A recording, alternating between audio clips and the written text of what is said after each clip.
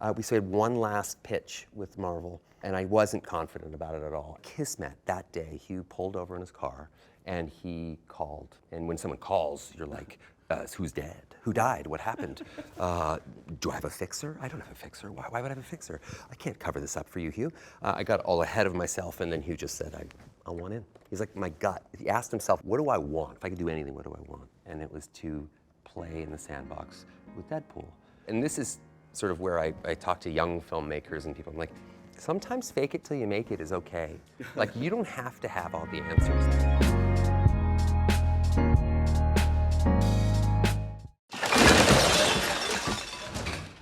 So, what made you finally wear an honest-to-God costume?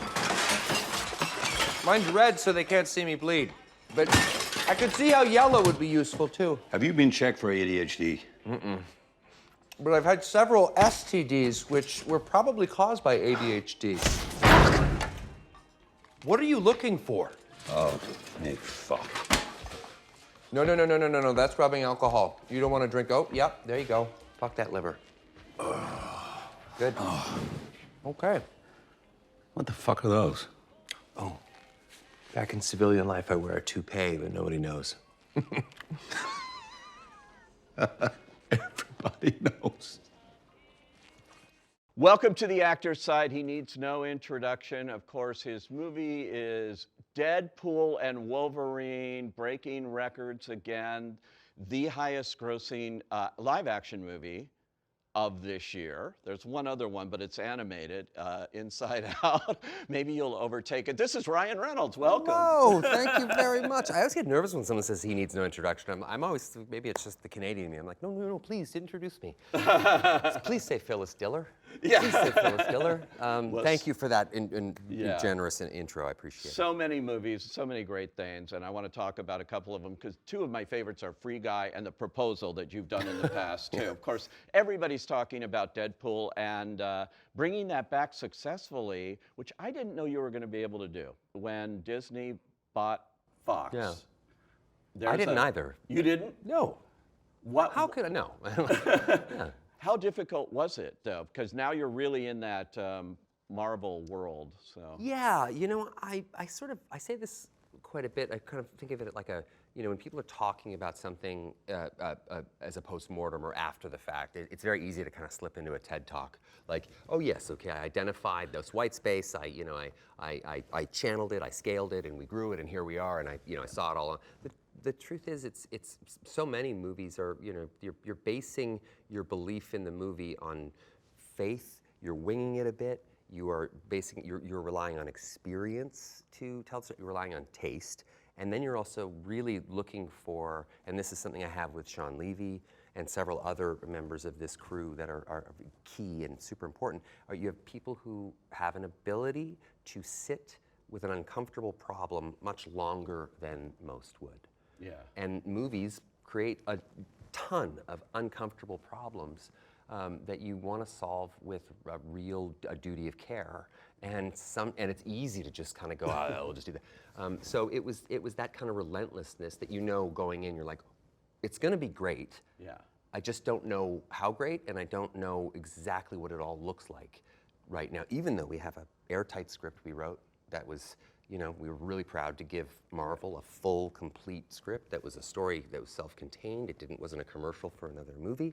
It was just a movie that a complete experience for an audience, and one based on joy. But you have to leave all this room to listen to the movie. And that's where I say you don't know what's going to happen, because if you listen to your movie, it'll speak to you, it'll yell at you. And many people ignore that because it's not in the script or the shot list. And so I'm working with people who do that and feel that as well, and I don't take it for granted, well, not for a second. Here's the thing, though.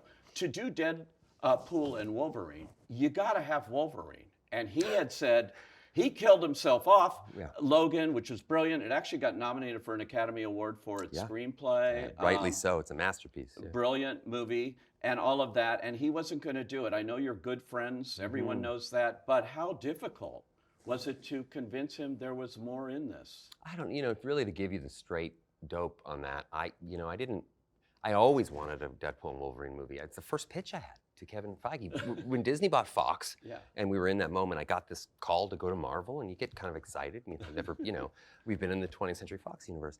And I sat with Kevin, and my first thing was, I'd love to do a Deadpool and Wolverine movie in the style of Rashomon, where we go through, the first act is entirely Wolverine's perspective, the second act is entirely Deadpool's perspective, and of course the third is objective.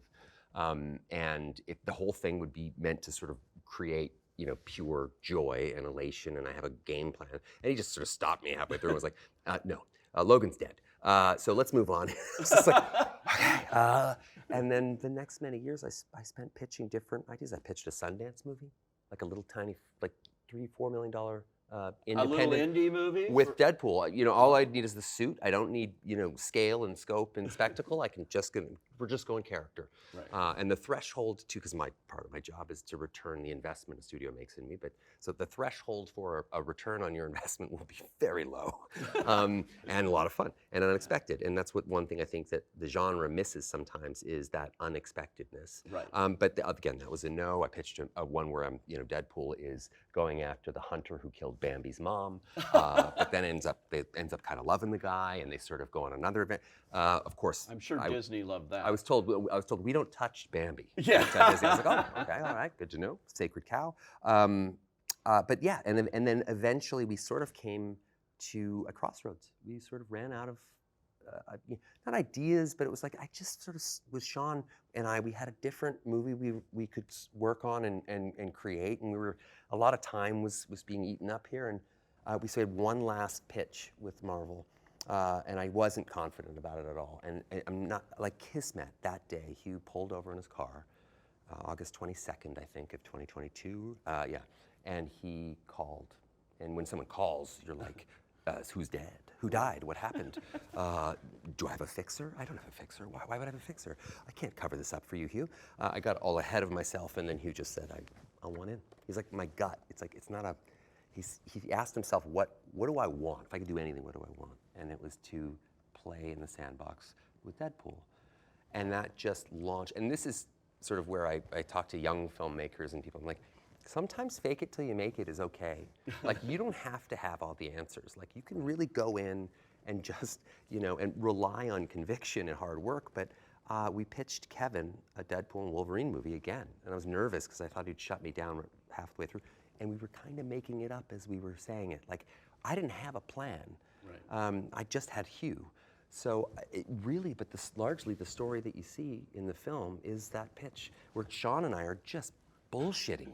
Like, we're kind of, we had a framework, a loose framework. Right. It had to be one sort of thing, but the details were kind of coming at the moment, and they were good. Yeah. Like the nuance to it. And then the next thing you know, we're sitting there with, Rhett Reese and Paul Wernick, and we're writing the screenplay, and I'm terrified because I'm writing Wolverine dialogue. Right. It's a very, he's a man who's very sparse of words. I mean, it's Clint Eastwood. So, but I'm writing a monologue for him where he has more lines in that monologue than he's maybe had in an entire movie. Wow. So you're thinking all these things like, am I breaking this, or am I bending this, or is this okay?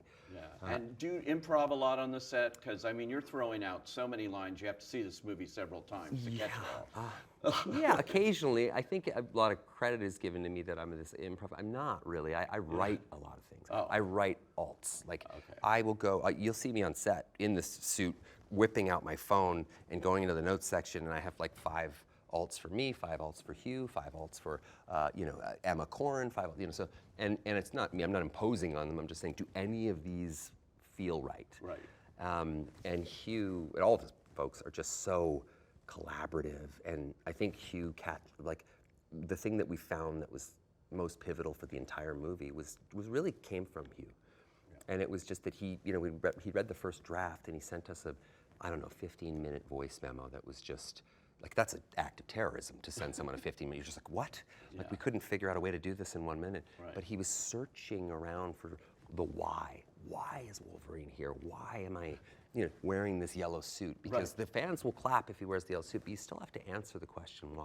Well, this was the debut of the yellow suit, really. Correct. Yeah. For 20 years, everyone wondered why they never did it. And sure enough, in the comics, you're like, well, there's Admiral Banana. How do you make that look fun? But what we came to in that, because of Hugh, we came to this idea that he's the worst Wolverine. And that was a great anchor point. And then the suit. Why the suit? The suit is a hair shirt. It's a penance. It's a shame. It's all the things he can't let go of. And he'll never take the suit off because he will never let go of his own shame. And that, to me, arced beautifully. And certainly in a movie that is, some would consider a comedy, you having that dramatic and that warmth and the depth of emotion coming from that side of the movie, Hugh's side, facilitated the ability to set expectations and come 90 degrees to it over and over and over again, whereas in a straight comedy, you would just have wall-to-wall gags, which are impossible to pull off. But when you have so much emotion that literally is balancing things out, you get to subvert expectation twice as much because Which is so fun. And that scene where you're just killed 20th Century Fox's logo, like Planet of the Apes and the Statue of Liberty, was hilarious. Not sure that Disney would go like, whoa, this is what you did. But I mean, well, they were, the lazy story would be that Disney and Marvel were obstructionist about things, like how we're an R-rated movie. But the earliest pitch was, R-rated movie, but I think we can make I know it doesn't exist, but I feel like we can make a 4-quadrant R-rated movie. Right. Which is, I know, weird, but like, I went with my dad to R-rated movies. Sure. They weren't filled with just, gratuitous, egregious kind of stuff. It was Stand By Me, it was Dune, it was like movies that just kind of pushed the envelope a little bit, and that was the goal here. It wasn't, it's a fine line between bend and break. It's a chasm between good and great. And that it is a very difficult little chemistry to kind of get right. And, the biggest expectation is that Deadpool and Wolverine are entering the MCU, and we're going to see a whole host of MCU characters coming to play. But instead of looking forward, we look back to a bygone era, the Fox universe, the 20th Century Fox studios, where I, along with Sean and Hugh, all cut our teeth. We owe our entire careers to that place. So by putting the logo in the void, half in and half out, which was all practical. Ray Chan, our production designer, who sadly passed away on the last day of, he passed away though on the last day of shooting, which was just an incredible tragedy. But that was he built everything. He loved to do things practically, and it really allowed us to shoot in natural environments and places that modern movies that come out of the MCU or even DC tend to sort of stay indoors to avoid spoilers and that kind of stuff. But at the end of the film, there's that legacy reel that plays, and you see us all as just young pups starting out at Fox, and you see all those X-Men characters play to this Green Day song, Good Riddance or Time of Your Life. And that was built during the very last day of the strike. We were all going back to work, and Sean and I kept trying to think of a way to kind of connect the logo, the 20th Century Fox logo in the ground, to something later in the movie. And we realized it's just a simple thank you to that whole world, and it's a goodbye to the world as well. That whole world we are saying goodbye to, and Is it a goodbye to Deadpool? I don't know. Wow, my voice just cracked when you said that. Like, is that a goodbye to Ryan Reynolds? I don't know. The characters. So. No. For right now, I'm writing with Sean, and we're writing something for Hugh and myself and Sean to direct that is outside of the Marvel universe. But Deadpool, to me, is a supporting character. He works great as a support. He should be a supporting character, and centering him, the only way you can do that is to take everything away from him. So you have to sort of rip everything he holds dear away from him. Now it makes him the underdog. It facilitates the ability for him to be the merc with the mouth and do all that kind of stuff. But I can't do another movie where I take everything away from him or give him. But I could maybe do an ensemble. I could do a movie that's a 4 or 5-hander. I have an idea for one that I really love and I'm a little obsessed with, which is I think a good sign when you're obsessed with something. But we'll see. You could do a short like you did. I loved how you trolled Logan, and before they see Logan, when that came out, there was like a 4-minute short called No Good Deed that was hilarious. It was you trying, a real riff on the superhero thing of trying to change into your outfit and it's in a phone booth. And I wrote it like an SNL sketch, really. I mean, it was just like this short little thing, but I also realized we don't do shorts that much anymore in front of movies. Like Pixar did them for a while, and it is that's another bygone era. I love doing a short. It's just so, one well, the studio has to pay for a production day, Right. but if you make it all responsibly and you kind of get it, no one's out that much. I don't care if I'm paid. I don't want to be paid. I just want to do the short. Yeah, those things are fun. It was so fun. It was so fun to watch. I loved it. I genuinely- You talk here a lot about the great Sean Levy, who is just a fantastic director, producer of everything, and all of that. And you guys did a couple of terrific films before this together, Adam Project for Netflix, and Free Guy, which I kept writing about. You know, if Frank Capra made a video game movie, it would be Oh my Free gosh. Guy, because it had so much heart, so much emotion. It had all those people your character is trying to help, and you know, you're rooting for them. I just love that movie. It's a wonderful Free Guy. That would have been a good title. Oh my God, I love that movie too. It's sort of like to me, a lesson that we kind of learned over and over again. But I think cynicism in the zeitgeist and in modern pop culture doesn't have a great shelf life right now. Like Right. when you can make something that is genuinely just its North Star is joy, as Pollyanna as that sounds, joy doesn't necessarily mean without being subversive or dangerous in moments, but joy really works. Like, you know, you think about, like, and I get asked this question quite a bit, which is that, you know, you have a streaming model and you have a theatrical model, and they talk about, like, which, you know, the stories they love are like both are dying in different ways, and it's and storytelling, I don't think storytelling can exist in different mediums. Some of the great movies I've ever seen were streamers, but there's nothing on earth like the theatrical experience when it galvanizes and creates any kind of pop culture phenomenon. And my theory, at least, is just mine, but is that, you know, you can talk about financial investment left, right, and center, but when somebody, you know, buys a ticket online, you know, gets in their car, or gets a babysitter, then gets in their car, then drives, then parks, then gets some concessions, then sits down for 2 hours to watch something you did based on your marketing or their trust in you, and then they watch the film, get back in the car, they talk about it on their way home. What you've done there is you've created something that is more valuable than anything on earth. It's emotional investment. They have made an emotional investment in you, and I think that's why the theatrical movies that work tend to be much more sticky in culture, because people are going to you to see you do something, and whether you succeed or fail, they've just made an emotional investment. If you fail, it hurts more than if they've just turned you on TV and you know, there's not a huge emotional investment. They've already paid for a streaming service. They've already, you know, they got the big bundle or whatever it is. So I will say that there is nothing I've ever felt better than sitting in a theater with that collective effervescence in a movie that, you know, continuously sort of honors and surprises people in, I think, pretty unique ways. Like, you know, watching it at Comic-Con in Hall H with 6,000 people around, seeing them witness Wesley Snipes break the frame of our camera and come across the screen, it was something I'll never forget. It's one of the most emotional things I've ever seen, and it's basically because it's rooted in redemption, which is, you know, this is a character that they've missed desperately, but they didn't know they missed.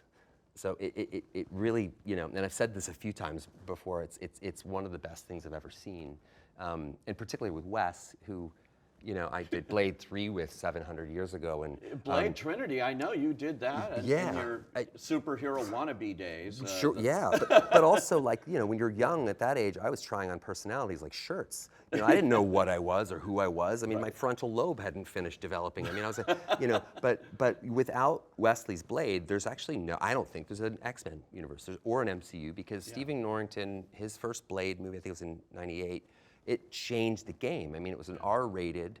He did it first, you know, and so the fact that he never really got that third act, along with Jen Garner's Elektra, and along with, you know, certainly Channing Tatum never got his first act. Channing Tatum, he's still as trying to Gambit. get that. He's never got his first act. Yeah, it's to me, this is all redemption in different ways, and it dips in the bucket of real, you know, zeitgeist, but it also just keeps us in the movie. So we have 2 feet in both worlds in those moments, which I think maximizes so much more emotion and elicits so much more emotion. And Wes afterwards saying, you know, I'm so glad that my kids were here to see that at Hall H, you know, to see him in that role that he defined. And I love it. And I think there is room for like a Logan type send off for Wesley Snipes' Blade, and then rolling into the Mahershala Ali Blade and seeing what he does to make, because he's iconic as an actor in every way, shape, and form, and he would do something amazing. So it's just been this movie's been the thrill of my life. It's so cool. And you know, who would have thought when you did Green Lantern that we'd see you like so successfully in this kind of movie? And I see now as like I'm getting older too. I've seen Green Lantern. My kids love Green Lantern, and it's it's a family friendly. They get to see Daddy fly up and down in the air and do all kinds of crazy stuff, and so some of the joking about it, I'm just like hard on it because it's sort of a owning your own, because I owned the failure of it, because financially at least. I'm not talking even creative. That's subjective, but I like seeing that stuff, but also that stuff changed my life. I mean, working on movies that didn't work, like that stuff that I've sucked at or failed at, quote unquote, that's subjective as well, but inspired me to have to not want to do this without some authorship, and it really pushed me drew me from rest to effort in ways I wasn't expecting. Like if I'm on a set and I don't have any kind of authorship at all, and I have a point of view about something, and maybe that isn't, rightly so, they're like, we don't want to do that, that's okay, I'm not a producer, I'm not a writer, I'm not any of those things. But if it fails, it's mine, it's the Ryan Reynolds movie, Yeah. So it really inspired me to be, okay, if I'm gonna swing and I'm gonna miss, I want to feel like I designed this part of the swing at least. I was there for it, I co-signed it, and it really pushed me to a place that I didn't ever feel entitled to live in, and betting on yourself is always a scary thing, because if you win, the winnings feel good, but if you lose, you really lose. Like I'd be the architect of my own demise. And the movies that I've been able to do that with are Deadpool 1, Deadpool 2, Deadpool and Wolverine, but also Free Guy and Adam Project, and having that creative soulmate in Sean where we get to just bounce off each other constantly, and his lack of fear to pivot. Right. And listen to the movie and pivot in the middle of a moment, but also self-govern and still understand that we have a budget to respect, people's time to respect, and resources, and you can still land that plane where everybody wins, including the studio, because you delivered what they asked for, and you did it on time, and they granted us control over something that I figured they would never have done. But what was happening was they trusted us, and I will never forget that Kevin Feige, Bob Iger, Alan Bergman, all those folks at Disney and Marvel, and Lou, of course, it just gave us that trust, I've never had anything like that before. It was amazing. And who knew that Deadpool would be a big attraction on Disney Plus? It's a little scary. I keep saying, like, why don't we rebrand one section of it so it'd be Disney Plus After Dark? And then you could just do all kinds of stuff, right? As long as you ominously whisper, After Dark, we're good. That's it. But the movie's playing on that. I mean, it is like a weird fourth quadrant R movie, which is like dichotomy in terms. Yeah, the first weekend, lots of parents but went, amazing. and then they brought their kids after. But you're a writer, producer now, TV mogul. Welcome to Wrexham. You have sports team owners, Formula One. You're everywhere. Gin, I think you sold that company, but yeah, there's a.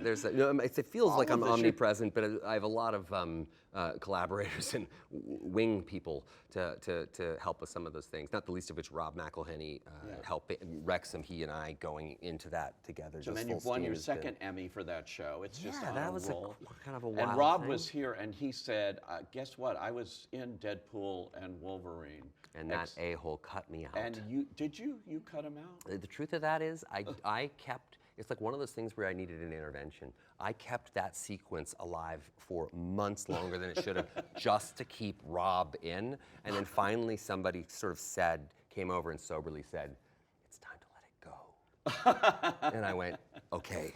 And I cut it, because it just, like any movie, your best laid plans, right? There's sort of once it's actually in practice, you have to sometimes kill darlings, and that was a darling I did not want to kill, but had to. Amazing. I want you to do another romantic comedy too, because The Proposal is one of my favorites. I alluded to at the beginning of this. Sandra Bullock. In fact, I heard you sent on her birthday last year or something an intimacy coordinator. Well, you had a famous nude scene with her. That's true. That is true. There is nobody, I think, in this business that can compare to Sandra Bullock. She's singular, not just on screen but off. I would say the closest proxy would be Hugh. Yeah. You know, as a person that is just so ubiquitously respected but also kind. And I would do anything I would do anything with Sandy or for her. I've talked to her a lot still, and we both would love that, and I hope we get the chance to do that. And you get, you studios go, why don't we do more comedies? Why aren't we doing more comedies? And you kind of think, comedies are. This is part of the problem. People look at comedies like our job is to make hard things look easy, right? So you don't, and unpacking stuff in interviews like this, I always feel a little bit insecure because you're not really supposed to show the work. It's like a little bit frowned upon. The stitching and unstitching is meant to be invisible, and but they say, why not make more comedies? Comedies are hard. They're underrepresented and I think underrespected in a lot of different ways. You have many comedic techniques, and playing with tension and those sorts of things is a difficult thing to do, and it doesn't have a Meisner method or a Strasberg ascribed to it, which immediately begets respect and kind of But comedy is. I grew up watching all the like Laverne and Shirley and Jack Tripper and Three's Company and those things that made huge impressions on me. But then as I got older, I was introduced to Buster Keaton and Every Frame a Painting and the Art of the Gag, and seeing like how he operated in a still frame, and it's just there's so much technicality to it all, and I think it's all fascinating. And I know I sound like a blowhard going on about it, but I love the medium is so wonderful because it always has to work in concert with drama and emotion and warmth. And I love that sort of sway back and forth. I think it's such a beautiful thing. Let me have this. I have one of our producers here who has some of our headlines on Deadline about you, and I just wanted to ask you what your reaction is or what it is. Ryan Reynolds reveals Madonna had great note that made Deadpool and Wolverine scene better. True story. Yeah, she had it. Yeah. Well, she doesn't typically license Like a Prayer, and Like a Prayer got in my head in 2017 when I was shooting Deadpool 2. That whole sequence you see in the movie, the motion control camera going, and it following action and the camera moves independent of the action. If the action falls behind the camera keeps going. Yeah. And that was in my head with Like a Prayer and a reprise of Like a Prayer somehow, but in my mind I thought we'd just use the stems. And then the thing we forgot to do was get Madonna's permission. which to me created stakes that I was so scared about. So Sean and I went to Madonna's house, a lot of rich mahogany and dark leather, and she was very gracious and kind and instructive. She gave us a note that made the choral version, the reprise, incredible. Oh my God! Incredible. We changed it right away, and of course she knows what Madonna. Yeah. I love it. And Taylor Swift praises Hugh Jackman in support of Deadpool and Wolverine and playfully trolls her godkid's sperm donor, Ryan Reynolds. Wow, Did we get that one actually right? going. I need that one on my gravestone. Actually, that's yeah. I'm probably gonna go out in a hail of dragon fire or something. But yeah, that is kind of it. Yeah, she's the godparent to my daughters, and Hugh Jackman is in fact Australian, even though that's not in the title. It should be. But yeah, that was very sweet of. That was not just sweet. That was you could probably quantify a box office based on Taylor just doing something like that. I mean, it's crazy. I love it. And I'll ask you this one because I actually wrote this one. Oh, no. And this is a question people have here. Oscars host search is on, and Deadpool and Wolverine are in the mix, the dish. That means, we can't confirm it. Right. But a lot of talk has been going on about you and Hugh possibly either hosting or being part of the Oscar show. I love that you skipped past the other headline of giant bag of blood, Ryan Reynolds fails again. That was the Oscars. This is something I would really genuinely love to do with Hugh. Yeah. We hosted Kimmel together. I saw that. I was going to ask you, but you were terrific hosting that. But we also just kind of hit, if I can say that, hit fuck it at that point. We were at the end of a long tour. We traveled in every country all over the world and enjoyed every second of it. And we got to Kimmel and we were like, we didn't even remember. The schedule's so intense on a tour like that. And we got to Kimmel and just the ties came down. We just sort of got loose. And it was, I thought it was like a kind of an interesting way to kind of host it feels like those old AFI dinners where they, everybody would get up there and they go from decades and decades ago all the way up to present day. And they look like what you sort of hope the Oscars could feel like just a bit of a roast, a bit of a loose, kind of enjoyable kind of experience, and and it's getting harder and harder out there, I think, for telecasts like that to kind of subsist. It's tricky. So one day I'd love to do that. I don't know about this year, but one day, yeah. But is it possible? A lot of things would have to happen that are kind of amazing for it to happen. Part of it is that these movies like Deadpool and Wolverine, they consume my whole life, and I have 4 kids, and I want to see them, and they want to see me, and I want to walk them to school, and I want to be able to be there present. Yeah. And if I were to host something like that, as someone who kind of deals with a bit of intense sort of anxiety, I wouldn't be present mentally. I would be kind of constantly writing in my head, or projecting potentially tragic outcomes on a live stage in front of a billion people. Yeah. That's something I heard about you and anxiety, but that's a whole other That's a conversation. whole other thing, yeah. That's a whole other one. Yeah. But I have to say, you mentioned your 4 kids. I want to mention Blake Lively. You pulled off something this summer. #1 and #2 movies at the box office the same week. Pretty crazy. Husband and wife hadn't been done since Bruce Willis and Demi Moore. That's very rare. Big time company right there. And her movie was terrific, by the way. I mean, what she did in that is just exceptional. I was blown away. I mean, the first time I actually really saw it was the premiere. So for me, it was just like I got to see it all kind of with new eyes, and it was, oh my God, it was really So powerful. good. Her performance was, I was so blown away by her. I'm immensely proud and a little bit intimidated. Well, your performance in this movie and so many others is so great. And I know the first Deadpool, I remember having breakfast with you and Simon Kinberg at the Villa Hotel. I remember that, yeah. And it was the first, and we were talking about why doesn't Oscars treat movies like this and all of this? They should. And let's hope they do. You got nominated, you won a Critics' Choice, you got nominated for a Golden Globe for the first. It's time again for people to recognize what goes in. And I remember that breakfast meeting you, and that was a hallmark moment for me too, because you have obviously a storied career, but I remember that something happened that went very well if Pete Hammond is meeting us for breakfast to talk about the movie. That was kind of a pinch me moment, because I'm also, a good thing is that I never became gigantically famous or something in my 20s, so I kind of, when that did grow a bit, I was sort of, I think, a little bit more prepared for it, so I knew how to enjoy moments more than I might have when I was younger. And I'm also just a fan. I'm a fan of the characters that I get to play. I'm a fan of Hugh, and I'm a fan of Wolverine in that world, but I'm also a fan of these people like you, titans in this journalistic world that makes the merry-go-round of entertainment industry happen. And I remember that was like a moment where I was like, oh, wow, I'm meeting Pete Hammond. I'm going to be an asshole for the rest of the day. I was just the opposite. I'm going, oh, this is very cool. That was a fun ride. It was pouring rain outside too, and we were sort of in a booth. Booth. Anyway, it was fun. Ryan Reynolds, you're always fun. Thank you, sir. Deadpool and Wolverine can also now be seen on Disney Plus. If you haven't seen it, you're one of the 3 people. And best of luck in the future. Thanks for joining us on The Actors Side. Thank you so much. Really appreciate it. Thank you so much.